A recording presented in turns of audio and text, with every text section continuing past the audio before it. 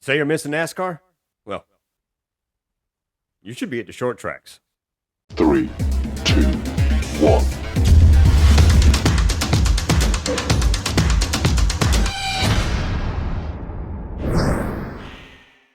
What's up, everyone? Yes, NASCAR is taking a couple weeks off for a little break there for the Summer Olympics. But that doesn't mean there's not short track racing taking place all across the country. And man, I'm going to tell you, there's some great racing going on. We're going to focus on one of those here today. And it's living up to the hype of the NASCAR community here lately because it did have its fair share of fights, penalties, and suspensions.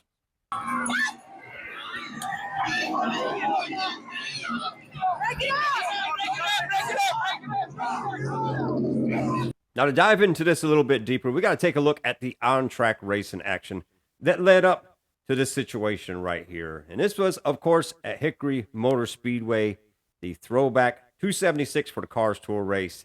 And as you take a look right here, coming down the backstretch, number one of Andrew Grady and Landon Huffman. Having a little racing incident there, and obviously Andrew Grady having the worst end of the situation. And but that's not quite where it ended. He is not pleased with one of his fellow competitors. And I think, yep, it's the 51. Oh, no, it's Landon Huffman. So following this, Andrew Grady stuck around the racetrack, did some interviews with people, and he said, you know what, man, I'm going to be right here when this race is over. I'm going to let them know how I feel, and we're going to deal with this in our own way. And unfortunately, it turned over to be into a fighting situation. And bad part for Andrew Grady was he put his hands on the wrong person at the racetrack, and that was an official. And not only an official, it was a guy who pretty much just runs the CARS Tour. So that's not a good way to end your night out there. And he's definitely going to be paying for it here, which we're going to get to all that here in just a moment. But one of the wild things about this situation right here to me is these guys, most of these guys, they all run different late model classes across the country throughout the year. And Landon Huffman and Andrew Grady are no different. And they've had their share of controversial finishes and things that have happened in their own right in other series. And if we take a look at right here at Andrew Grady last year, well, we can see he sure didn't like this race right here. That top 10, we got trouble down. We got a major fight going on down here. And I mean, Tibbers have flair kicking the race car. We got fists flying. We got all kinds of stuff going on. Andrew Grady trying to go after the driver of the 41. Now, following that, I think one of the greatest post-race interviews ever of all time took place by Andrew Grady. And, yeah, let's take a listen. And I wanted to talk to him, and he flipped me off. So I started Mike Tyson in his head. I mean, the wildest thing for me with this right here is when I saw the interview the next day, the first thought coming to my mind was, Jimmy Johnson dye his beard back out there? It blew my mind in so many ways seeing it like that. But yeah, now let's go over here and talk about Landon Huffman with his situation, because as I say, he's had some controversial things that have happened on the racetrack, and man, there's no one bigger than this one right here that happened under caution.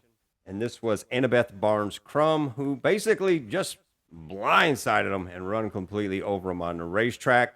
She was unhappy about some things, and he was unhappy about some things prior to that, but that was just a blatant, I don't even know what the hell you call that. That was just wild right there, losing your temper. And but that's not where it stopped even with that one right there, because up in the spotter stand, Annabeth's husband, Jake Crum, NASCAR name himself, and Landon's dad, Robert Huffman, a legendary NASCAR driver and just a killer short track driver. Well, they got into it, and bad situation there because Crum ended up with an arrest and everything else, and wild situations. But that's what short track racing is, and that's what makes everything about these situations so great with racing is there's so much intensity, so much passion, and unfortunately sometimes the fights do happen. Now, Dale Earnhardt Jr. himself, not that long ago, had made mention of these situations right here. And let's take a listen. If I was in the booth, the control tower, at a CARS Tour race, and there was a fight, pit crew, driver, whatever, there would be, and if I was in control of it in the moment, there would be some penalties. There would be some punishment. As a broadcaster and a podcaster, I like it. More drama, fighting, all that, sales, tickets, gets people excited. But absolutely, as a CARS Tour or a series owner, I do not like it. Because I don't want it because it makes us look silly. It makes us look foolish. So Dale Jr. saying, you know, from the spectator side, this is great. This is intensity. This is excitement. This is just wild entertainment, really, basically. But from the other aspect, he's saying, you know, as an owner and everything else, especially with the race being broadcast, this don't look so good. And obviously this week, they really put their foot down about this right here because a lot of different penalties, suspensions, things happening with this. And the biggest one coming to Andrew Grady, who got 2 different types of penalties with this. He got one, which is a $500 fine for his getting out of the race car and the little situation that happened there with that. But then he got the $1,000 fine for pushing down the official and also a 3-race suspension, which is big right now going into the race that they have going on this weekend, which we're going to get to that here in just a moment as well. But man, the throwback 276. Let's take a look at the throwback from I think 4 years ago. Just wild situations here. So you can just tell the intensity of short track racing. And this is nothing that's just started because Junior and Harvick got involved with this or anything like that. That's the passion of short track racing. Now, the race itself still had a bunch of excitement all the way down to the checkered flag. Now, if we take a look at this right here, Connor Hall and Ryan Millington racing down to the checkered flag. Coming out of 4, Millington gets in Hall, sends him around. Looked like Millington was going to take the victory in this race, but that is not the way it happened. Actually, Ronnie Bassett, who finished in 3rd, got his first win right there with that. And great night for him in that way. Obviously, you want to come across, take the checkered flag yourself first, but hey, a win's a win. But this got me thinking, this reminded me of an incident that happened last year in the CARS Tour.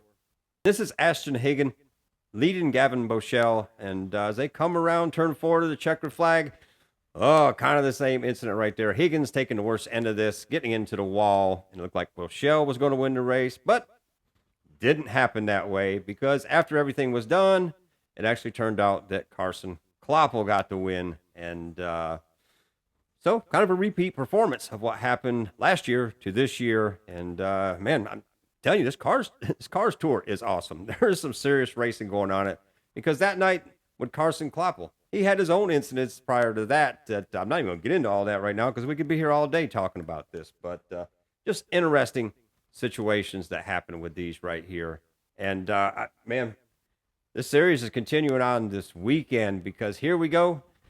North Wilkesboro, yes, making up for that all-star rain out back in May. And they're doing a doubleheader with both series out there this weekend. And this is going to be a great opportunity for people to get out there and see some short track racing because this is obviously where the passion. This is where everybody's making moves to try to climb them ladders. And for many, they know this is going to be the top level for them. So they really pour their all into it, and it's great to see. And we got some really cool names, especially one big name that's going to be out there this weekend in North Wilkesboro, and that is Kevin Harvick's going to be out there in his own 62 car, which should be very interesting to see what happens there. Obviously, you know, we got out there and tested for Kyle Larson in the 5 during the All-Star race, so he's getting back out there again, get some more seat time.